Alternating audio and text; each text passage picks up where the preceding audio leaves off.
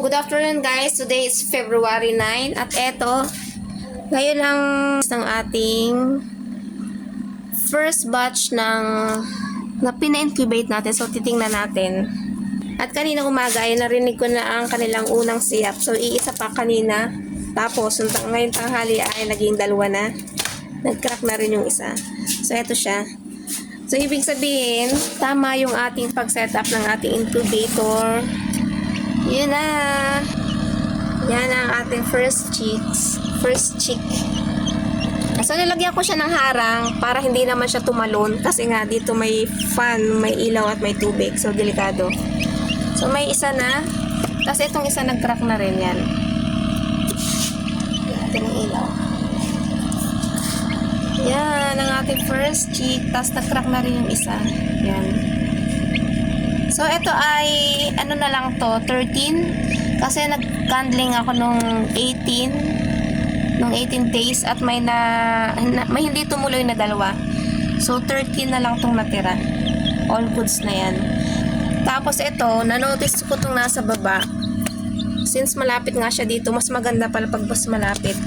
Kasi mas mabilis ang development niya compare dito sa 10 days nito. At 10 days nito, mas okay to. Kaya next time, babaguhin ko ang setup nito. Dapat sa baba na lang. Yan. So, ito na ating chick. Yan. Yan. So, nag-order ulit ako yun. Crack na rin yung isa.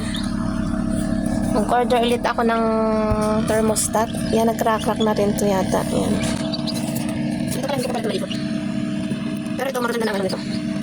So, mas mabilis ang pag-crack nito kasi mas advanced siya kumpara dito sa first match. Nung inilawan ko mas ano siya.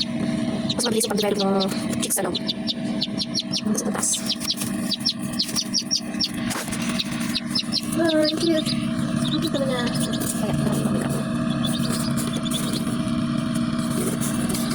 Yan, may kakalain pala. Nagkakasama siya.